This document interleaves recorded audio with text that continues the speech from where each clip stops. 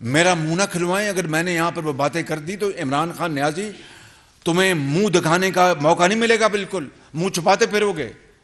میں نہیں چاہتا کہ میں وہ باتیں کروں. یہ میرے دل میں راز ہے. راز رہنے دیں ان کو.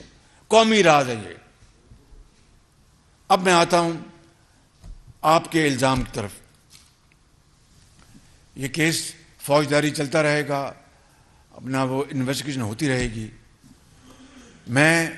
سمجھتا ہوں کہ 22 کروڑ عوام کو یہ جاننے کا حق ہے, 22 کروڑ عوام کا یہ رائٹ ہے. اگر اس پاکستان نے ایک جمہوری دور میں پنپنا ہے, بہت ہچکولے, بہت دھچکے لگے ہیں پاکستان کی جمہوری جو ہماری جو یہ کشتی ہے, بہت کئی مرتبہ یہ کنارے سے لگی, پھر منجدار میں پھنسی. اللہ تعالیٰ کرے گا یہ دشوار گزار یہ سفر طے ہو جائے گا. لیکن اگر پاکستان نے ایک آزاد مملکت, ایک انصاف پر مبنی ایک معاشرہ, عدل پر مبنی معاشرہ جس میں سب کو انصاف ملے اور پاکستان کے اندر سب کو یہ رائٹ ہو کہ اپنے دائرے میں رہ کر قانون کے اور شائستگی کے دائرے میں رہ کر بات کرنے کا اس کو موقع ملے, اور کوئی کسی سے سوال کرے تو اس کو جواب لینے کا حق ہو, تو اگر اس نے آج الزام وزیر اعظم پر لگایا ہے اور انٹیریئر منسٹر پہ لگایا ہے اور ایک فوج کے ایک اعلیٰ افسر پہ لگایا ہے, تو میں آج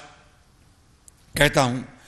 پھر کہ مجھے ایک سیکنڈ رہنے کا حق نہیں کہ خدا نہ خواستہ اس سازش میں دور دور تک میرا کوئی رتی برابر بھی, یا ان کا ہمارے جو انٹیریئر منسٹر ہیں یا جو فوجی افسر ہیں ان تینوں نے کہ ہم نے سازش کی, دور دور تک اگر اس سازش کا کوئی ہلکا سا سایہ ثبوت, نحیف ثبوت بھی آ جائے تو میں خدا کی قسم کھا کے کہتا ہوں کہ میں ہمیشہ کے لیے نہ صرف سیاست چھوڑ دوں گا, جس طرح میں نے ماضی میں ان الزامات کے بارے میں کہا, اور اللہ تعالیٰ نے آج تک میری لاج رکھی ہے اس گناہگار کی, اس کمزور خطاکار کی. تو میں آج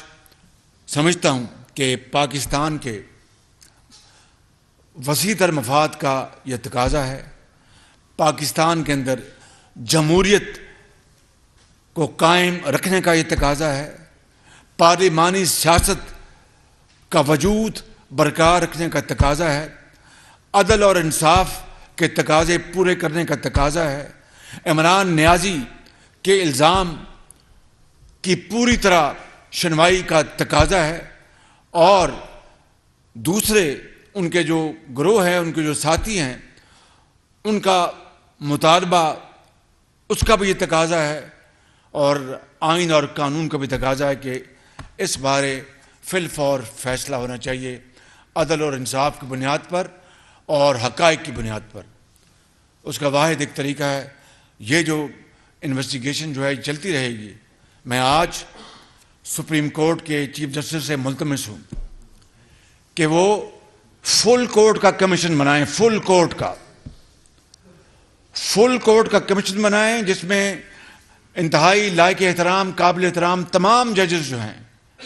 چاہے وہ جونیئر ہیں یا سینئر ہیں, سپریم کورٹ کے میں چیف جسٹس جو میرے لیے بندیال صاحب بہت ہی قابل احترام ہیں, وہ ایک بہت نرم گفتار کے مالک ہیں, بہت اچھے وہ ویلیوز کے مالک ہیں, ان کا خاندان, مجھے اس کا اپنا اچھی طرح اندازہ ہے, وہ بڑی نرم گفتگو کرتے ہیں, کبھی کسی کے خلاف کیچڑ نہیں اچھالتے. میں آپ سے یہ ان کیمروں کے ذریعے اور آپ سب کے سامنے چیف جسٹس بندیال صاحب, اللہ تعالیٰ آپ کو زندگی اور صحت دے, اور ایک بطور ایک پاکستان کے اس وقت سب سے بڑے قاضی آپ ہیں, سب سے جو ہماری جو سپریم کورٹ ہے اس کے چیف جسٹس ہیں. میں آپ سے ملتمس ہوں کہ اس ملک کے بہترین مفاد میں, عدل اور انصاف کے مفاد میں, اور یہ فساد فتنہ ختم کرنے کے لیے, چاہے ترازو انصاف کی بنیاد پر ادھر جائے یا ادھر جائے, مجھے اس کی کوئی فکر نہیں ہے بالکل. میری آپ سے گزارش ہے کہ آپ فل کوٹ پر مبنی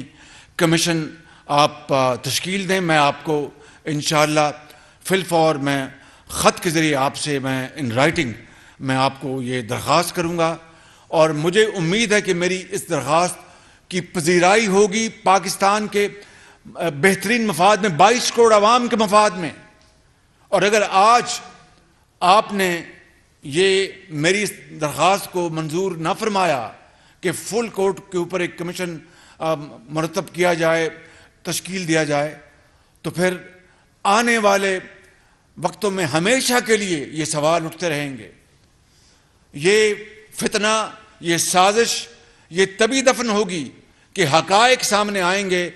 عدالت عظمیٰ کے فل کورٹ کے کمیشن کے ذریعے. میں اسی کی بات کر رہا ہوں. یہ پاکستان کے بہترین مفاد میں ہے,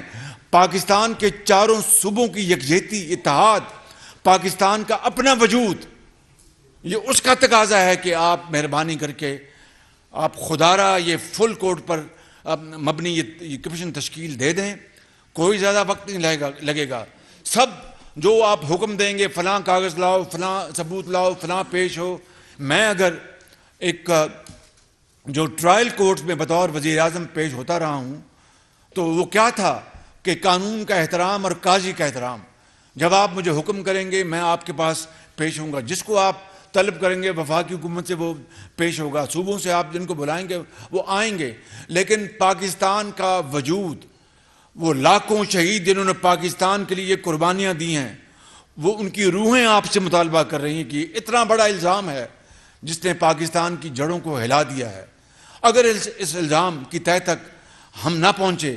جو کہ صرف آپ کی ذات بطور چیف جسٹس اور آپ کا پورا جو آپ کا جو فل کورٹ ہے اس کے اوپر مبنی کمیشن, وہی اسی کے اوپر پوری قوم کا اعتماد ہوگا, اسی کے اوپر پوری قوم کا اعتماد ہوگا. اور میں ابھی سے کہتا ہوں, میں ابھی سے کہہ رہا ہوں کہ میں یہ جو درخواست کر رہا ہوں, جو فیصلہ اس فل کورٹ پر مبنی جو کمیشن کا ہوگا, میں اس کو منون اس کو نہ صرف تسلیم کروں گا بلکہ سر تسلیم خم کروں گا انشاءاللہ. اور اس کے علاوہ میں سمجھتا ہوں اس کے علاوہ پاکستان کا کوئی اور ادارہ, کوئی کمیٹی, JIT, کوئی کمیشن ان حالات میں اس فتنے اور سازش کا قوم کو شافی اور کافی جواب نہیں دے سکتی ماں سوائے the commission of full court of Supreme Court of Pakistan. ایک بات اور اس کے علاوہ ابھی میں نے جب جو ہمارے شہید ہو گئے ہمارے ارشد شریف صاحب, ان کے لیے میں نے خود کمیشن بنایا. میں نے کینیا کے پریزیڈنٹ سے خود میں نے بات کی, گفتگو کی, ٹیم بھجوائی, وہاں پر سارے شواہد اکٹھے کیے. میں سعودی عرب میں تھا کانفرنس میں, وہاں سے میں نے یہ سارے وہاں سے آرڈرز دیے. پھر میں نے ہائی کورٹ کے ایک ریٹائرڈ جج کو میں نے کہا کہ وہ یہ اس کی ساری کریں گے. مجھے پتہ چلا ان کی والدہ محترمہ نے اس کمیشن سے انہوں نے اتفاق نہیں کیا, انہوں نے اس سے اختلاف کیا. تو میں چیف جسٹس آف پاکستان کو گزارش کروں گا کہ یہی فل کورٹ, یہ کمیشن ارشد شریف کا بھی وہ اس کی پوری تحقیق کرے اور بتائے کہ کیا حقائق ہیں, وہ کیا واقعات ہیں, کیا حقائق ہیں جن کے تحت وہ بیچارے اس دنیا سے چلے گئے, اور وہ کون سے کردار ہیں, کنہوں نے اس میں سیاست کو ملوث کرنے کی کوشش کی, کنہوں نے اس سے اداروں کو ملوث کرنے کی کوشش کی.